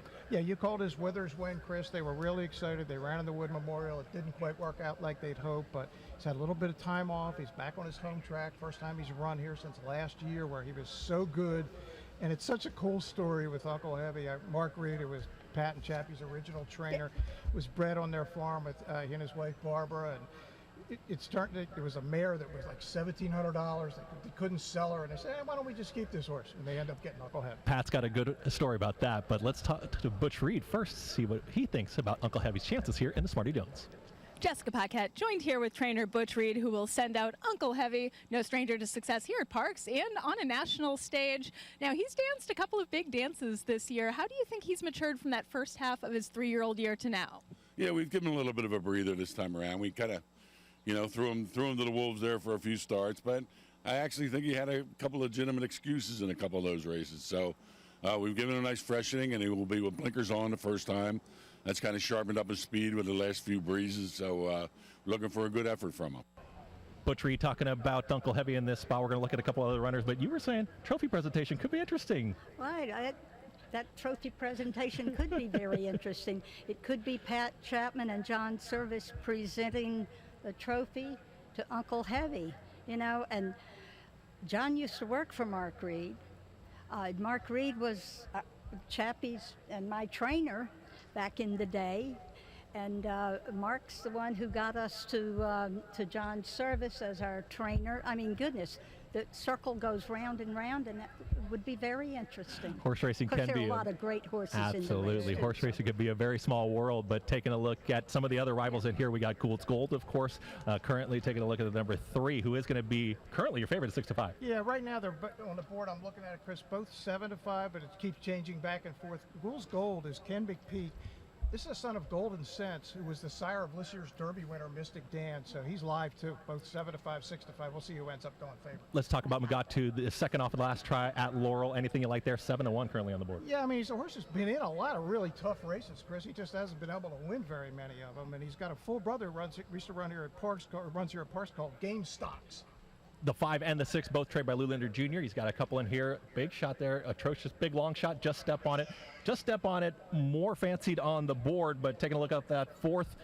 Does need to kind of step on it a little bit, but maybe a chance in here. Yeah, ran decent in the Haskell with the division leader in that race. Dornick won the race. If he can come back to that, that's going to give him a chance to certainly run well here. Pat, we're going to throw it up to the track announcer, Jessica Paquette, in just a moment. But last word, I got to let you have it here. Smarty Jones Stakes. Go, guys, go. Everybody come Uncle back Heavy. safe. There you Next go. one in. Followed by Atrocious. Last to load will be Just Step on It. Jose Lascano looking for his 4th winner on the card.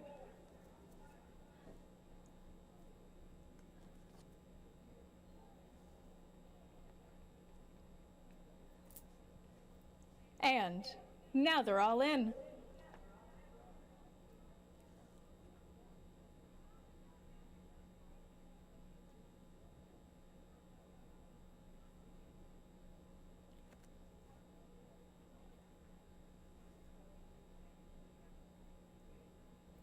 Off and racing in the Smarty Jones Stakes. Good start for this field of 5 on the outside. Just Step on It bounds up to take the lead. They go by the finish line for the first time. Just Step on It. Gould's Gold content to settle into second. Then it's Uncle Heavy in on the rail. Mugatu and the maiden Atrocious. He's the early trailer.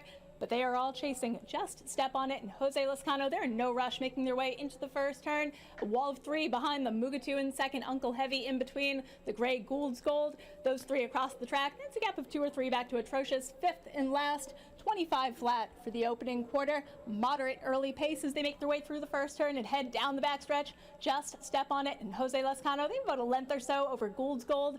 Uncle Heavy, he's in third, tugging on the reins a bit. Mugatu just had to check up on heels. He's going backwards. Atrocious, he's still 5th, and they're all still trying to catch Just Step on It. The stablemates bookend the field right now as they head down the backstretch. Just Step on It. Gould's Gold continues on in second. Uncle Heavy right alongside him on the inside. Atrocious now up to 4th. Mugatu, after that unlucky check, he's in 5th. They head into the far turn. 48 and 4 for the half. Just Step on It has some company. Gould's Gold upping the ante a little bit, just a neck behind. Atrocious, the maiden, he's in 3rd. To his inside, Uncle Heavy and Mugatu at the back.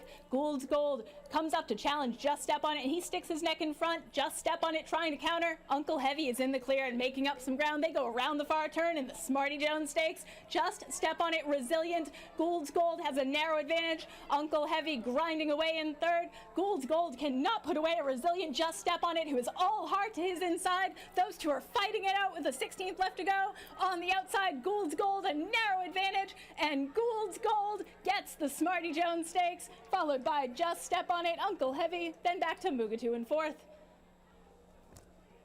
Final time 1:45 and 2. Hold all tickets until race 9. The Smarty Jones Stakes is official. There's your winner, Gould's Gold, the son of Golden Sets, two-time Breeders' Cup Dirt Mile winner, and as we said, the sire of this year's Kentucky Derby winner, Mystic Dan, and it's going to be another battle to the finish. It feels like every race has been like this today. Speed horse out there, Lou Linder, the local trainer, trying to win maybe the biggest race of his career with Just Step On It. Jose Lescano put him in front. Couldn't have run much better. That's Uncle Heavy, the 4, who was the second choice at 8-5, coming in third. But Gould's Gold, he ran 5th, beaten 16 lengths in the Jim Dandy. Ran a pretty good second to batten down in the Ohio Derby before that. But Ken McPeak is having himself a year. Remember, he won the Kentucky Oaks one day, the Kentucky Derby the next. Now he comes to Parx and wins, and Kenny used to be stabled here way back in the day, and he's promised that he's going to be back here on September 21st. And if he doesn't have Torpedo Anna in the PA Derby, maybe Gould's Gold, because he'll get fees paid into the race now on September 21st. And that's what this day, in many ways, it's about honoring Smarty Jones, but it's also about prep races for September 21st. We'll be on the air live 4:30 to 6:30 that day on NBC Sports Philadelphia. Lafitte Pinkai will be in to host it. Maggie Wolfendale will be here working with me. I'll be in the analyst chair, and can't wait for the 21st, but this has been a fun Smarty Jones day, and Gould's Gold gets the money with Emmanuel Esquivel coming in. It's interesting, he was also entered out at FanDuel in East St. Louis, the old Fairmount Park, but obviously Ken McPeak picked the right place to come with Gould's Gold. He said, you know what, let's just head down I-87 the North Way and then come down to Parx and see if we can't pick up the prep race for the Pennsylvania Derby, the Smarty Jones Stakes, $200,000. Kenny, of course, is awaiting his great filly coming up pretty soon in the Travers. Everybody can check that out after we're done on this show. But Ken McPeak, I've been saying it for a while, he's had a Hall of Fame career, and this year he's having a Hall of Fame year, which I think is going to cement his spot in the Hall of Fame up at Saratoga Springs, right there on Union Avenue, right across from the racetrack. And Kenny, I'm sure, is smiling watching this race up at Saratoga, getting ready to saddle the big filly Torpedo Anna in the Travers. 3, 6, 4, and 1, your order of finish. And entering the winner's circle, your winner of these Smarty Jones Stakes, number 3, Gould's Gold, 3-year-old son of Golden Sense, out of the Bernardini mare, Goose Martini, trained by Ken McPeak, owned by 4G Racing LLC, Lance Gazaway and Magdalena Racing, and ridden to victory by Emmanuel Esquivel. This is this colt's second career victory.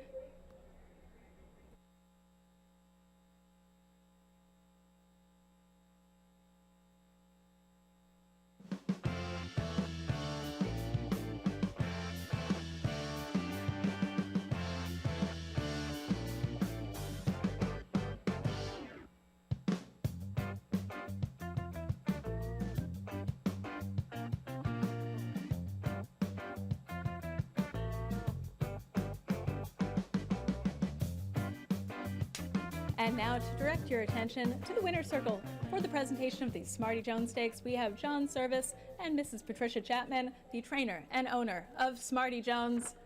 Congratulations to the winning connections of the Smarty Jones Stakes.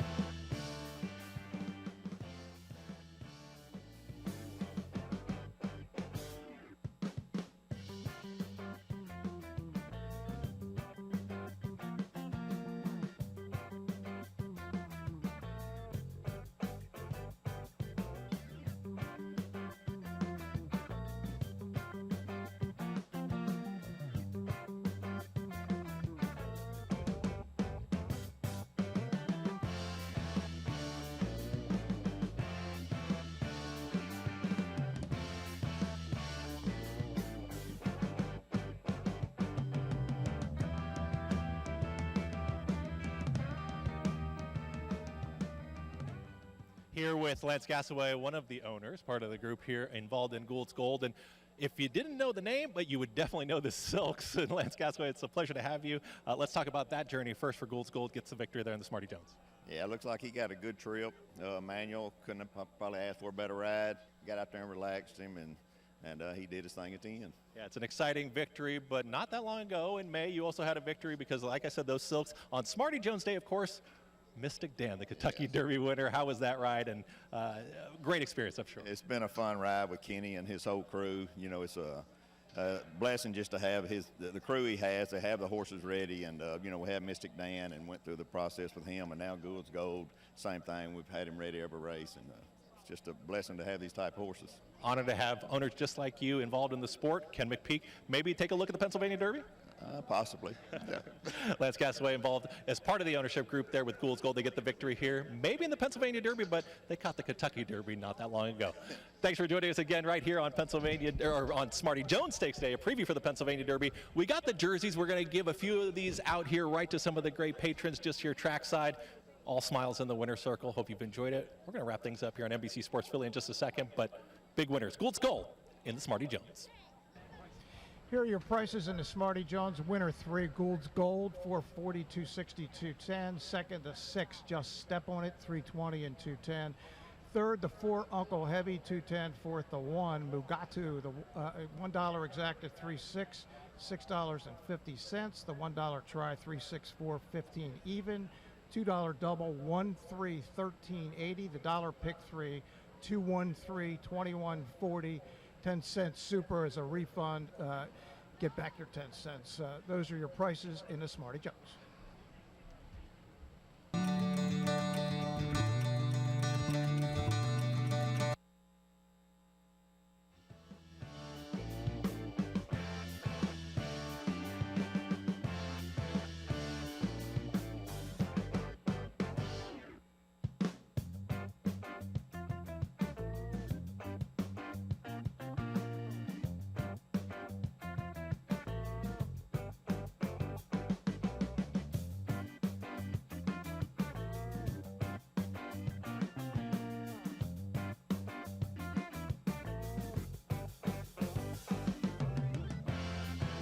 Hi everyone, Jessica Paquette joined here with Dick Girardi and Chris Griffin. I hope you enjoyed this day as much as I did. A wonderful day celebrating a great horse and some great racing here at Parx, and we get to do it again on September 21st. Join us for the Pennsylvania Derby.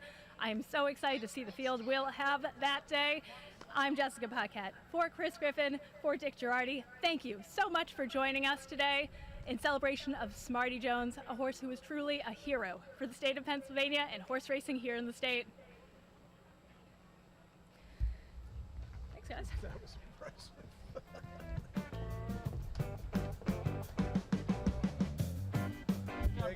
Good job. Dick, that was, I got Miramati.